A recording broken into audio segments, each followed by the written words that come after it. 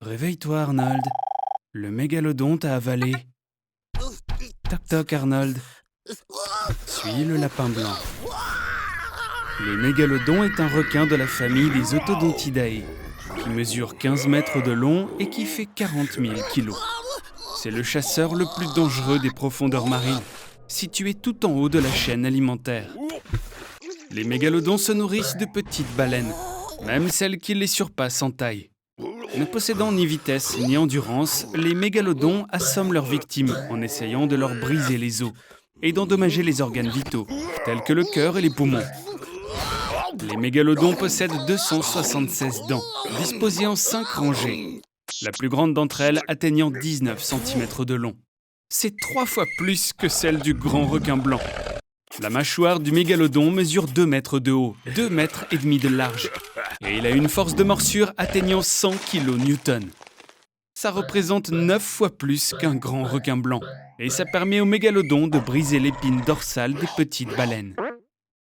On dirait qu'à cause d'un manque d'oxygène, tu es commencé à avoir des hallucinations. Dis-moi, de quoi t'as bien pu rêver? De mégalodons? Ils n'existent pas. Arnold, ils se sont éteints il y a plus de 2 millions d'années à cause du refroidissement du climat. Alors que dirais-tu d'un petit voyage dans le temps?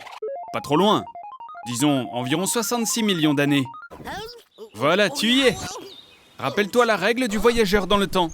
Ne pas interférer avec la vie des gens du coin, comme celui-ci par exemple. Sinon tu risques de changer le cours de l'évolution de tous les êtres humains à venir.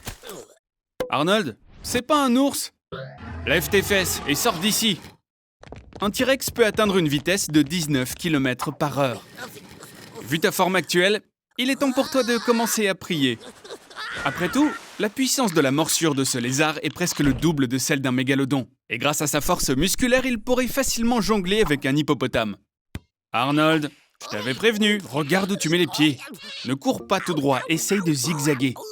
Un poids de 7 tonnes et une hauteur de corps de 13 mètres font du T-Rex une créature vraiment disgracieuse. Il a besoin de 4 secondes pour tourner son corps de 90 degrés, donc tu as une longueur d'avance. Et si le dinosaure trébuche, il risque de se blesser gravement. Sans compter que se relever n'est pas une tâche facile pour lui. Arnie, dis-moi, est-ce que ça te dirait de t'essayer un peu au bras de fer avec ce type? Prêt? Vas-y. Les membres antérieurs d'un tyrannosaure n'ont pas l'air de grand-chose par rapport à son corps en entier, mais ils peuvent quand même atteindre 1 mètre de long. Et son muscle biceps est capable de soulever un poids de 190 kg. Ça représente presque 3 fois le poids de ton corps entier. Il y a cependant un point un peu plus fin. Le T-Rex ne peut pas tourner ou fléchir ses bras.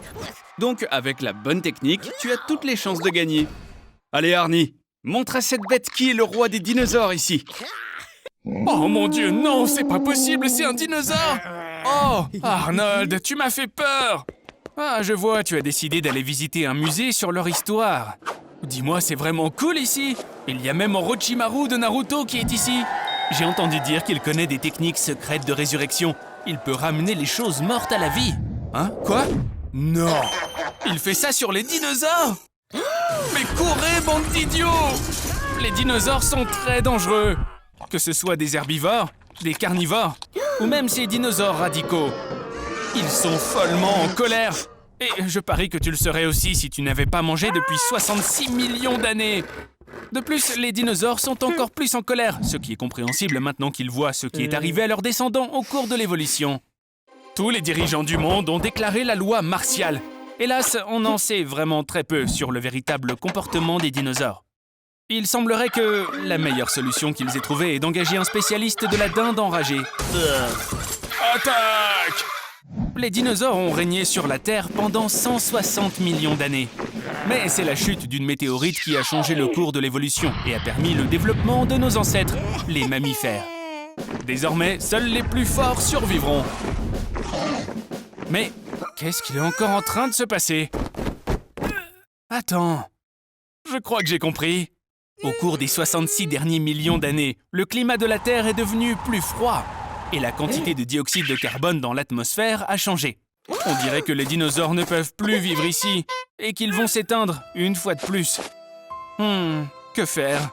En théorie, nous pourrions construire un Jurassic Park. On pourrait les nourrir et maintenir le climat artificiellement. Et cet endroit pourrait être le lieu touristique le plus rentable du monde. Il serait aussi un fournisseur mondial d'œufs et de fumier. Tu sais, c'est le caca des dinosaures. Mais bon, un dinosaure ordinaire mange 1 tonne d'herbe par jour. Ou plus de 100 kilos de viande. Il est plus que probable que les dinosaures mangent toute la faune du parc. Et qu'ils commencent ensuite à se manger entre eux. Jusqu'à ce qu'ils s'éteignent à nouveau. Peu importe comment on réfléchit à la question, les dinosaures ne pourraient tout simplement pas vivre à notre époque. Tu veux vraiment les sauver, Arnie ? La seule option serait de renvoyer les dinosaures dans leur passé, dans leur monde parfait. C'est l'heure de dire au revoir, Arnie. Au moins, là-bas, tu sais qu'ils seront mieux lotis. La ville est en plein chaos. 2 géants, King Kong et Godzilla, se battent. Salut Arnold! Alors, quels sont tes plans pour aujourd'hui? Peut-être que le plan pour aujourd'hui, c'est essayer de ne pas mourir! Est-ce que t'as peur, Arnold? Et si tout ça était juste inventé? Et si je te disais que ni King Kong, ni Godzilla ne peuvent survivre sur Terre? C'est assez simple. Regarde. L'homme le plus grand de l'histoire du monde était Robert Pershing Waldo. Sa taille était de 2 mètres et 72 centimètres. Et il n'a vécu que jusqu'à ses 22 ans. Il souffrait d'une maladie appelée gigantisme. Avec cette maladie, le cerveau libère des quantités excessives d'hormones de croissance. C'est pourquoi, au cours de l'évolution humaine, des normes de taille et de poids ont été établies. Et tout écart important est considéré comme une maladie. L'une des plus grandes contraintes concerne le cœur, qui, au lieu des 5 litres de sang habituels, doit réussir à faire circuler 15 litres de sang. Et pourtant, le cœur ne peut malheureusement pas supporter aussi longtemps une dynamique aussi intense. Mais qu'en est-il du fait qu'il existe d'autres créatures sur Terre, comme les baleines par exemple? Eh bien, en fait, tout peut s'expliquer plutôt facilement.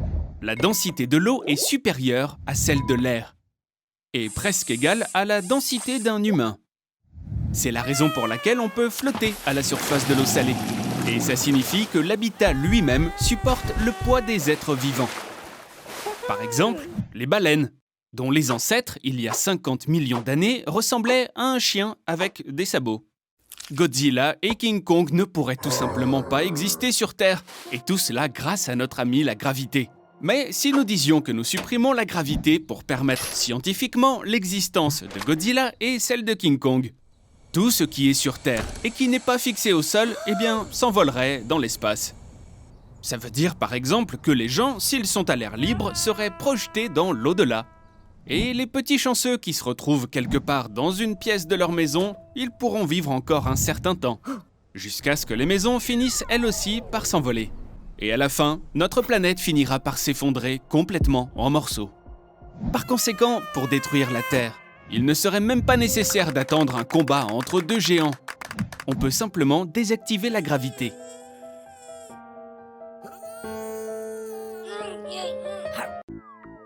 Voici Arnold. La dernière fois, on l'a laissé dans l'espace sans combinaison spatiale, et il semble qu'il n'aime pas trop ça. Ramenons-le sur Terre. Ou plutôt, dans l'océan. Tu as eu de la chance ici. Donc, tu es à l'intérieur d'un cachalot. Mais pourquoi est-ce que tu es chanceux? Tu as glissé entre les dents d'un cachalot. Chacune des dents pèse plus de 1 kilo et peut écraser n'importe lequel de tes os. Il fait assez sombre ici. Mais d'où peut venir la lumière à l'intérieur d'un cachalot? Il y a des tonnes d'eau autour de toi, des poissons et du plancton. Le QI de toutes ces créatures est plus grand que le tien. Bon, maintenant tu as 2 moyens de sortir d'ici. La gorge du cachalot ne fait que 20 cm de diamètre. Tu as donc peu de chances de rentrer dans l'estomac sans notre aide. Ton histoire s'arrête ici. L'acide chlorhydrique présent dans l'estomac du cachalot est si concentré que tu souffriras de multiples brûlures chimiques et tu mourras douloureusement de ce choc. La deuxième solution semble beaucoup plus simple. À présent, le cachalot va commencer à se débarrasser de l'excès d'eau, de tout ce qui est immangeable, et si tu as de la chance, de toi aussi. Les cachalots nagent à une profondeur de 200 mètres. Mais une petite mauviette aussi peu préparée que toi ne pourrait s'échapper qu'à une profondeur maximale de 20 mètres sans équipement. Mais c'est quoi ça? Tu sens la fumée? Mais d'où peut venir de la fumée à l'intérieur d'un cachalot? Arnold, tu te sens comme un vrai garçon ou pas? Ok, bon, tu vas certainement pas te noyer dans de l'eau non plus. Aujourd'hui, il va essayer de trouver un mégalodon, un requin préhistorique géant, de 15 mètres de long et faisant 40 000 kilos à la pesée. Un peu comme ta mère, Arnold, mais en un peu plus petit. Pour trouver le mégalodon, Arnold devra plonger au plus profond du point le plus bas de la Terre, la fosse des Mariannes. Arnold, tu devrais faire attention à ce panneau des 170 mètres juste là. C'est précisément à cette profondeur qu'un homme serait aplati par la pression de l'eau. Préparons les choses correctement. Arrête. Et vraiment, cette porte ne pourrait pas supporter les deux. Plongeons un peu. La lumière du soleil ne pénètre que jusqu'à une profondeur d'environ 1 km. Arnold, regarde! Ce sont des sources hydrothermales appelées les fumeurs noirs. Elles éjectent de l'eau à une température de 450 degrés Celsius. La température est d'environ 4 degrés Celsius tout au fond de la fosse des Mariannes, en raison de ces sources de chaleur. Eh bien, nous voilà au fond. La pression ici est de 108,6 mégapascales. C'est 1000 fois plus qu'à la surface. Il y a une pression de 1 tonne 7 par centimètre carré. Si tu n'avais pas de sous-marin, tu aurais été aplati à l'épaisseur d'une feuille d'aluminium. On dirait qu'il n'y a pas de mégalodon ici.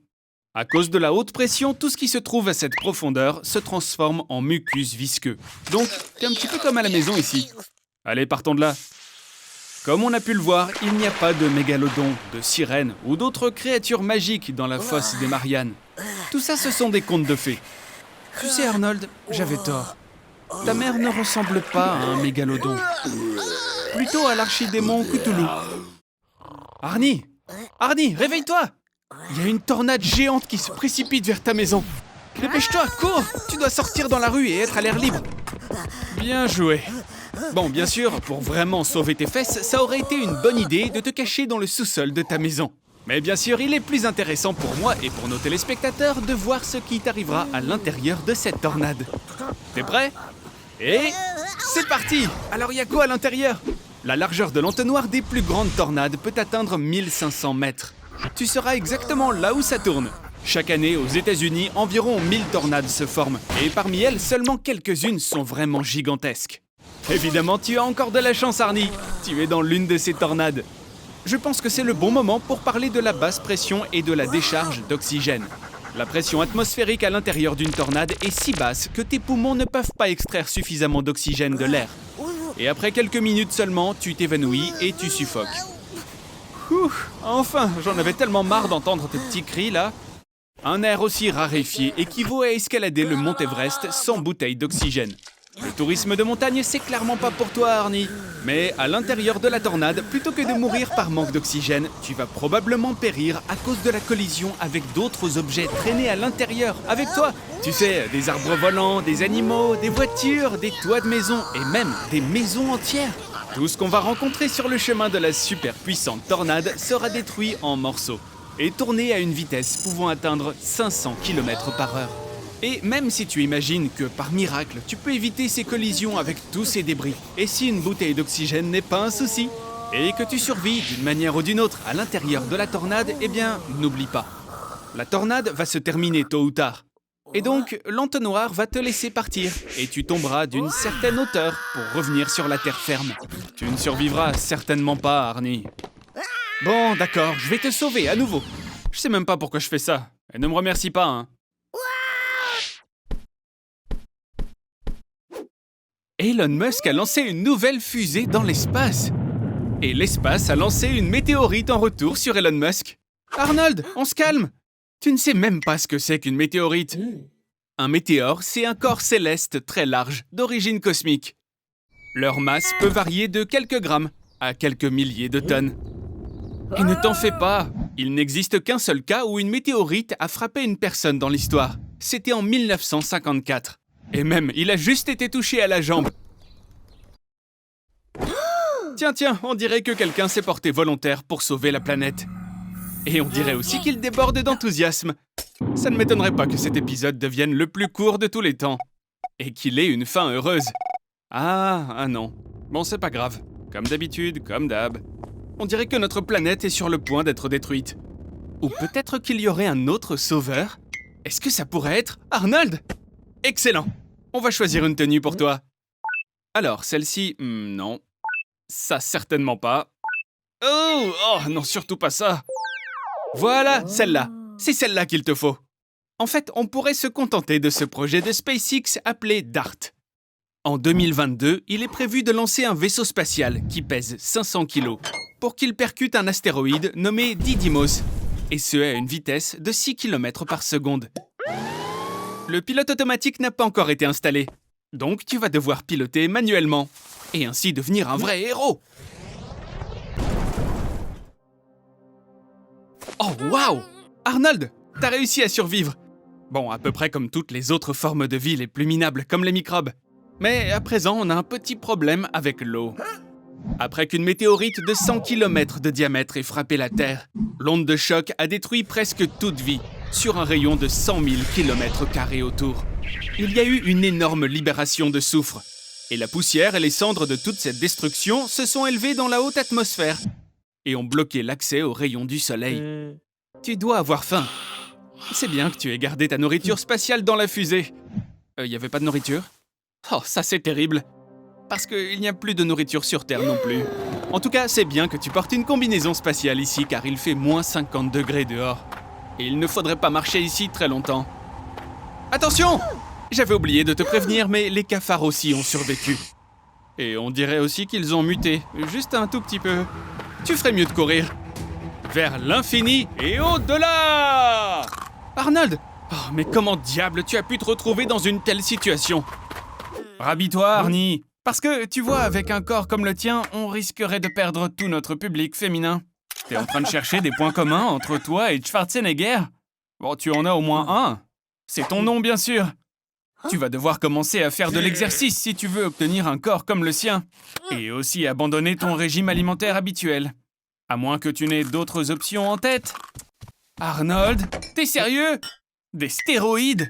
Bon, tout d'abord, c'est illégal. Et ensuite, je le répète, c'est illégal!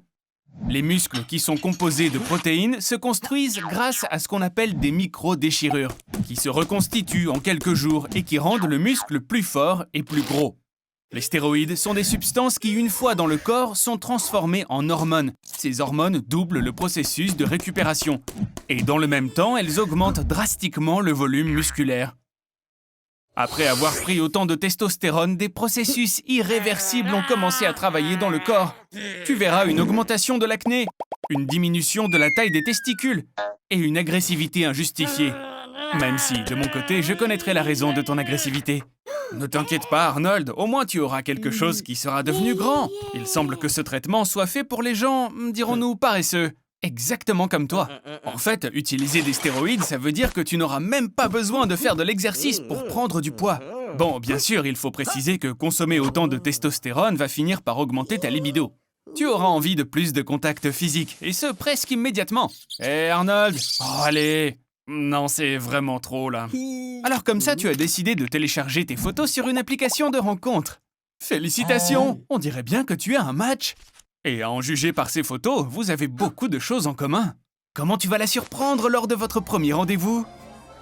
Super, Arnold. Définitivement, vous êtes faits l'un pour l'autre. Bonjour, Arnold. Je vois que tu ne t'es pas réveillé seul. Quoi? T'aurais pas peur quand même, Arnold? Bon, j'ai comme oublié de te dire que la testostérone affecte les femmes d'une manière bien particulière. Elles ont des poils sur le visage, tout comme les hommes, et leur voix devient plus profonde et plus rauque. Eh, mais te précipite pas comme ça! C'est dangereux! Parce que ton cœur n'a plus la même santé qu'auparavant. Maintenant, tu peux facilement avoir une crise cardiaque. Mais le pire dans tout ça, c'est que même si tu abandonnes complètement la testostérone, tu ne te débarrasseras pas des conséquences. Tu deviendras gros et mentalement instable. Eh oui, Arnold, au final, la situation est encore pire que lorsque tu as commencé.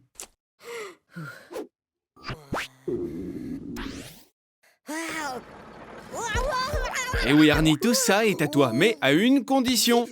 Tu dois tout manger. Pour que l'expérience fonctionne, il faut choisir les bons produits. Gâteau au chocolat et viande. Après avoir mangé une si grande quantité de nourriture, tu vas commencer à te sentir un peu fatigué. Fais de beaux rêves, Arnie. La vérité est que très probablement, tu te réveilleras au milieu de la nuit avec un terrible mal de ventre. La paroi de ton estomac s'étire et se dilate. Bonjour Arnold, on t'a préparé le petit déjeuner. Plus tu manges, plus il est difficile pour toi de bouger. Et par conséquent, tu ne brûles pas autant de calories que tu devrais. C'est dommage qu'il n'y ait pas de roue sur ta chaise, n'est-ce pas Arnie? Après quelques mois, tu deviendras gros et imposant. Ta grand-mère serait fière de toi. Quoi? Tu as mal au cœur? Tu as le souffle court? C'est tout à fait normal. L'hypertension et les maladies cardiaques sont parfaitement communes avec l'obésité. Repose-toi un peu, Arnold, et connecte-toi avec les abonnés. Quoi? Ils t'appellent gros lard dans les commentaires? Oh, mon pauvre. Beaucoup de personnes obèses souffrent de dépression. Ne sois pas triste. Tu peux devenir un lutteur de sumo superstar. Le sport va te sauver. Voici le punisseur de gâteaux et l'anéantisseur d'ascenseurs. Yusako Fatoaso. Est-ce que tu es prêt? Bats-toi! Arnold! Arnold! Arnold! Mais pourquoi est-ce que tu trembles comme ça? C'est de la rage? Ah, je crois que je comprends. Ton énorme estomac commence à exercer une pression sur tes poumons et tu ne peux plus respirer. Non, ne meurs pas! Et ce dernier petit morceau de beignet alors? Tu vas où comme ça, Arnold? Tu voudrais pas retourner au centre de la Terre quand même?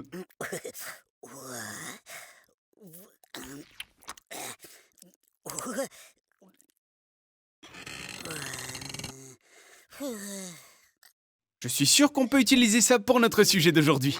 Voyons voir combien de poids tu peux prendre. En bref, pour prendre des kilos en trop, tu dois constamment augmenter le nombre de calories que tu manges. Avec ton poids et ton mode de vie de paresseux, il te suffira de manger 6 barres Snickers chaque jour pour commencer à prendre un petit peu de poids en plus. Quand tu atteindras 300 kilos, le nombre de barres Snickers devra évoluer pour atteindre 14 par jour. Et quand tu atteindras enfin 2000 kilos, tu devras encore manger. Manger, manger et manger encore, jusqu'à ce que tu ingères 17 000 calories par jour. Personne n'a jamais atteint une telle masse.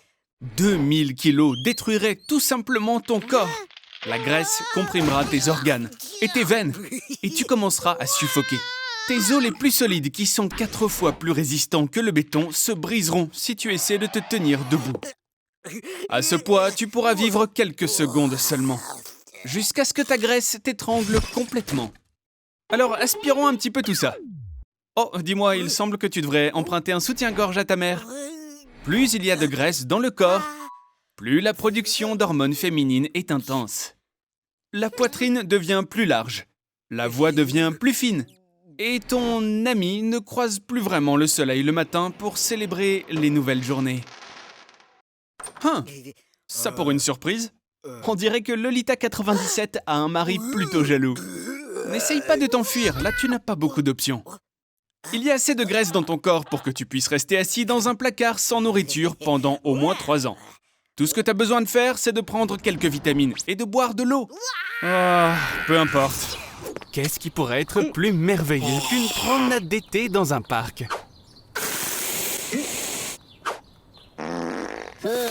On ne choisit pas notre destin. C'est lui qui nous choisit. Arnold, attention! Wow, on dirait que quelqu'un a laissé des déchets radioactifs par ici. Hé, Arnold! Avec ça, on pourrait faire de toi un super-héros! Est-ce que tu savais que le Wolverine de Marvel devait à l'origine s'appeler Badgerman? Donc, dans ce cas, ça veut dire que tu pourrais être Beav Skunk Peckerman! Cool! C'est la première fois dans l'histoire qu'un super-héros a 3 super-pouvoirs! Mais tu n'es pas le seul à avoir des super-pouvoirs, Arnie!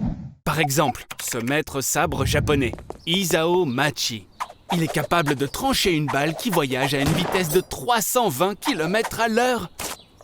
Slaviša Pajkić de Serbie peut carrément manipuler 20 000 volts d'électricité. Et il peut aussi faire cuire des aliments en faisant passer du courant électrique dans son corps. Wim Hof des Pays-Bas est capable de résister à des températures inférieures à 0 pendant des heures. Et il a même escaladé le Mont Everest en caleçon. Et toi alors, Arnold? Waouh, félicitations! Je vois que tu as maintenant la capacité de planter des clous avec ton crâne, de construire des barrages et même d'élever de super moucherons sur ton corps. Mais sérieusement, si tu penses que tes super pouvoirs sont ridicules, regarde plutôt Doc Velder de DC Comics, dont le pouvoir est de souder des chiens à ses ennemis. et Zeitgeist des X-Men, qui, après une nuit complète de beuverie, a découvert qu'il avait la capacité de vomir de l'acide. Savais-tu que la valeur nette de Batman est de 98 milliards de dollars? On dirait qu'être un super-héros peut être une activité très lucrative. Et le tout premier exemplaire de la bande dessinée Superman a été vendu aux enchères pour 3,5 millions de dollars. Et à en juger par le nombre de requêtes sur Google, Spider-Man est maintenant plus populaire que le président des États-Unis. Arnold, je sais que tout ça est plutôt très cool, mais tout de même, le travail principal d'un super-héros n'est pas de se prélasser dans sa gloire, mais de se battre pour le bien. Eh oh les mecs, le monde est en danger. Le monde est condamné sans vous. Ok, au moins, je vous aurais prévenu.